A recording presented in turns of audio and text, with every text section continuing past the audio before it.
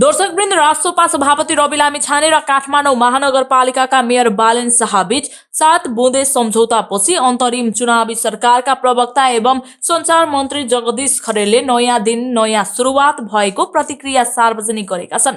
उनले सामाजिक सञ्जाल फेसबुक मार्फत प्रतिक्रिया सार्वजनिक गरेका हुन्। उनले लेखेका छन्, नयाँ दिन नयाँ सुरुवात, सुन्दर र समृद्ध नेपालको सपना गन्तव्य तय हुँदैछ।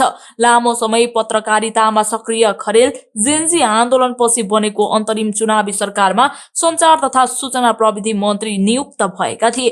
अब सक्रिय राजनीतिमा आउने तयारीमा रहेको उनी निकट स्रोत बताउँछ।